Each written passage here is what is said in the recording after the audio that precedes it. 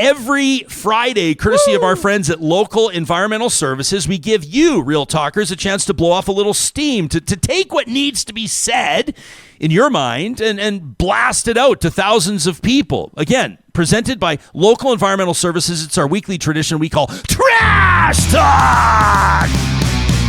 All right, this from Garth. And by the way, earmuffs, kids.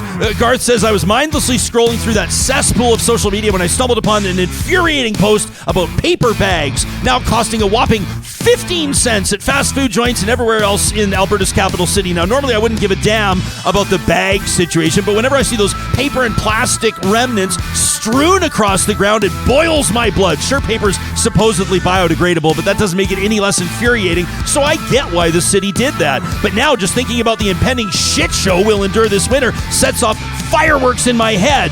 This is Garth's opinion. He says, the idiotic mayor had the audacity to slash funds for snow clearing and increase the time it takes to clear snowfall to double-digit days. If this isn't the epitome of utter fuckery, then I don't know what is. Oh, but let's make sure the precious bike lanes budget remains intact. Here we go. Garth says, who cares about something as critical as ensuring our safety on the frickin' roads? No, that can be treated like it doesn't matter, but mark my words, the majority of Edmontonians won't give a flying fuck until they find themselves careening out of control on uncleared streets. Now, Jespo, one of the reasons I tune into Real Talk every single episode, attaboy Garth, is because for the most part, you don't align with my political views, and I don't believe in only getting my commentary from an echo chamber. Attaboy. He says, and that's just fine, I guess, because your show isn't always about politics. I wonder why all those Liberal and NDP crybabies were throwing tantrums when you had Premier Daniel Smith on your show. They probably think they own it or something. Anyway, the next time you bring Edmonton's mayor on, ask him what the fuck he thinks about snow removal. Should I phrase it like that, Johnny? Do you think? Yo, Sohi,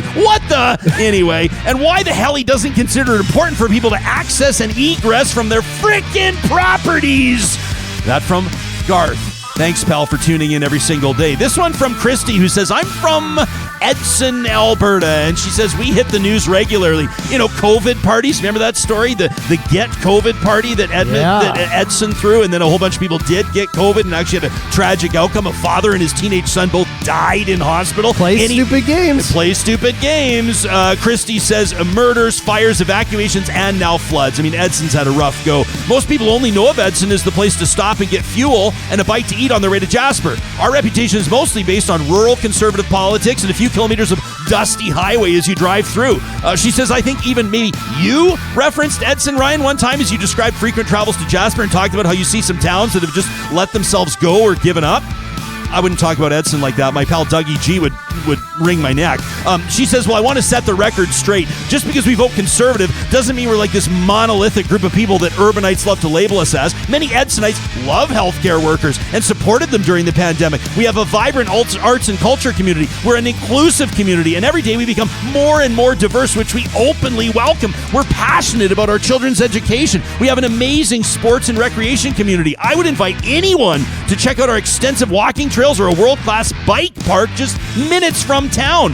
Edson's had a lot of gut punches over the years, says Kristie. We're a hardy bunch, and we find ways to keep going. The past 2 months, exceptionally hard, as it seemed we are finally recovered from COVID, and then fire, and then flood set many family businesses back again. Kristie says, I challenge all my urban friends and Real Talkers, the next time you're on your way to Jasper or BC, and you stop in Edson for fuel and food, drive 1 block north off the highway. Take any street, and you'll see more than that dusty highway. You'll see a vibrant community. You will see the true Edson. I love that. Was that maybe not a real trash talk, but it was just, I liked it. And this one from Janice, who says, I want to address a comment from Danielle Smith on Wednesday in her daily rhetoric on energy and the federal government's attempts to so-called sabotage Alberta. What a piece of work. Her most offensive comment was that the federal emissions net zero targets were undoable and, quote, numbers pulled out of a hat.